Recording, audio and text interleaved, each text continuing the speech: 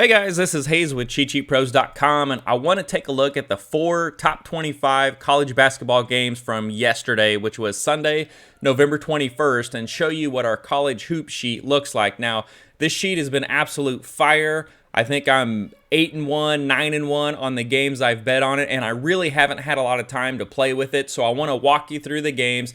This is the exact sheet that was posted yesterday morning on the site. The only difference is after I posted it, I added the team rankings in here, which I told you guys was coming. But I'm going to walk through these 4 games and show you how I hit my big parlay yesterday and what I was looking at on the sheet. So these are the 4 games over here. So the first one we're going to look at is Michigan and Arizona. So what I'm doing is I'm just looking at this average score right here and the total checker.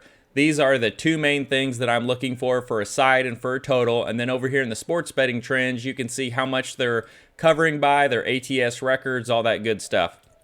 So looking at this game, Michigan-Arizona, the Vegas line on this was Michigan minus 3.5. So Arizona was a dog, getting about plus 135. And if you look over here at our average line, we have Arizona clearly favored. The Power Algo line has Arizona minus 10. The cheat line has Arizona minus 10. And with the alt line, when you figure this in, we had Arizona minus 13.3 points with a projected score of, we'll say 79-65. Well, look at the final. It was 80-62. And we had 79-65, so we missed the Arizona by 1.3 points, and then we projected 65.3 for Michigan, and they scored 62, so we almost nailed this one perfectly. So Arizona taking the money line on the parlay or plus 3.5, either way, it was an easy winner. It was never in doubt. I quit watching the game at halftime because it was clearly writing good. Another one on the total. So the Vegas total on this game was 146.5. So when we come down here and we look at the total checker, this is our range, our high and our low, and then this is kind of the middle ground. So this is what I'm looking for. So the Vegas total was 146.5. Our middle was 144. So I would say stay away from that. Vegas pegged this as a good line. There's no edge here. So I would stay away from the total. So it ended, let's see, 80, 62, 120, 30, 40. So it ended at 142. We pegged it at 144. So we almost nailed that one perfectly. So we had it 2 points to the under. It ended up 4 points to the under. Again, I did not bet it. That's not enough for me to roll with. But it's one to look at and say, hey, Vegas put a good line on this game. This is something I probably want to stay away from. Another thing that jumps out at me is over here on the ATS, the sports betting records. You can see Vegas is really good on the Michigan side. They've got them 2-2 ATS, which that's exactly what Vegas wants. And they're within 1.4 points of the spread. So Vegas has a good read on them. Arizona's the opposite, though. They are 3-1 ATS. They're covering 75% of the time, and they're 15.8 points better than the Vegas spread that's putting on them. So that's another way to kind of go through and check this. So again, we almost nailed this one right on the perfect score. So let's go ahead and take a look at the next game. So we got Villanova and Purdue. So when I'm looking at this game, first thing, we're going to come over here. We're going to look at the average score and average line. We've got Purdue minus 5.7. We'll round that up, say Purdue minus 6. With a score of 83-77. The final on this was 80-74. So we almost got it perfect. The total was 154. We had it at 159.5.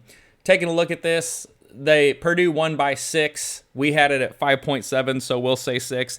Vegas was minus 2.5. So our Power Algo line was minus 5. Our cheat line was minus 4. The average across was 5.7. So again, not enough for me to lean Purdue. It's pretty close. I would lean Purdue for the win. And, I mean, we hit this one almost perfectly again. But what I did bet was the total. And what jumped out at me when I went down here to the total checker, we have a range on this game of 154 to 165. So our middle ground is 159. Well, the Vegas total on this game was only 141.5. So we were way over that number. So we pegged it at 159 for a middle ground. It ended at 154, so it squeaked into the low range of ours. But again, that was 13 points over what Vegas put it at. So we thought that was too low, and taking the over was the biggest discrepancy. And then both of these teams are 3-1 for the over, so they're a combined 6-2 for the over. And look at the total ATS here. Villanova's going over by 13.8 points, and Purdue's going over by 13 points. ATS, I mean, that's screaming bet the over here. So that was another game that was in the parlay that was an easy win. And then we got Tennessee and North Carolina. Oh, I forgot it's spelled funny, so they do in Carolina. All right, so Tennessee, North Carolina, when we look at this, the Vegas numbers was Tennessee minus 2.5 with a total of 154.5. So we come over here, we look at the average score, and we've got Tennessee minus 6. Vegas has it at 2.5, so you could go for a side there. Don't have to. It's not really a big enough difference for me on there. But one thing that I did do on this game was go with the total once again. So the total of 154.5, we had it at 157.9. And our final score, we projected it 82.76. And it was 89.72. So we were pretty close. We got the Tennessee side right. We leaned Tennessee to win by around 6. They won by well more than 6. But when I come down here to the total checker, we're looking at a range of 152 to 163 with a middle ground of 158. So this 158 number is over the Vegas spread of 154, 154.5. But again, not by much. So I usually wouldn't place this for a straight wager, but it was one of the last games on a parlay. So I was like, let's go ahead and get another over. And then looking here, they're 2-1, 3-1 for the over. Pretty close on the Tennessee side. North Carolina, their games are going over by 17.5 points against the spread, so that's pretty good. And then you can see it cruised over. We had, 140, 50, 59. So we had it so it scored 161, and then our middle was 158. So we almost hit that right in the middle. It fell right within our range, closer to the high side. So again, it fell within this range and eclipsed the middle. So since this middle was 158, total 154, I liked throwing that on a parlay. One thing new that you'll see here is this percentage score, and this is a variance of the possessions. So down here, it's going to be like a percentage difference of these two. So if you see something around 10, be careful because that means there's a drastic difference in possessions for each team. So it could play faster or play slower. So you got to kind of dig into it a little bit more. And let's go ahead and take a look at this last game. So St. Bonaventure, they've got this abbreviated. I'm not even going to try to spell it this morning because I'm still drinking my coffee. So I'm going to flip down here, St. Bonaventure. Okay, so that's what that one is. And then Marquette, we got that one. So we're going to throw Marquette in here. All right, so this game, now I did not have this game on my parlay, but I saw a lot of picks floating around on Twitter for St. Bonaventure, so I was curious. I plugged it in the sheet here. We had it at St. Bonnie winning by 4.3. We had it about 71-67, so we'll say 4 points. St. Bonaventure was minus 2.5. They won that. We put them at 71.1 points. They scored 70, and then Marquette didn't get nearly what we thought they would. They only scored 54. We actually gave them credit for 66.8, so we were on the right side there, but again, not a huge discrepancy, just a slight lean on that one. When we come down here to the total checker, our range that we're going to look at is 130 to 146. Our middle ground is 138. So when comparing this to the Vegas total, it was 137.5. So almost perfect for our middle. So this is one. I wouldn't mind the St. Bonnie side, but I would shy away from the total because our middle ground's right at the Vegas spread. So that means they pegged it pretty good.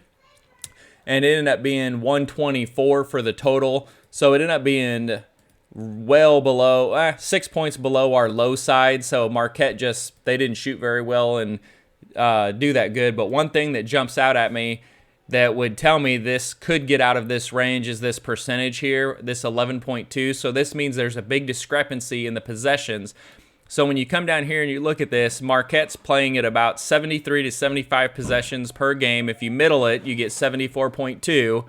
And then St. Bonaventure, they're pretty consistent, 65.5, 66.2.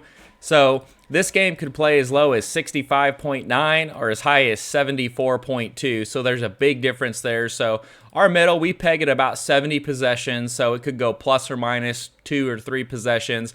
But if it plays at this 74, it's going to get a lot higher than it does if it goes to the 65. So if this number gets around 9, 10, 11 or higher, just be careful. Make sure you're on the right side of that. But anyways, this sheet was really good yesterday. We had Arizona money line in our parlay. Money line plus 3.5 hit. I also bought the 3.5 for Arizona up to 5. And that seems stupid now that they won by 18. And then we had the over in the Villanova Purdue game. We pegged it in the 150s. Vegas only put 141 on it, so that was an easy win. And I think that's the one I posted on Twitter. And then another game I put in the parlay was the Tennessee North Carolina over. We had it at 158, 159. It was like 154, and then that cruised to the over as well. So anyways, the college hoop sheet's doing really good. We've been doing really good in college football. I think we're breaking the slate.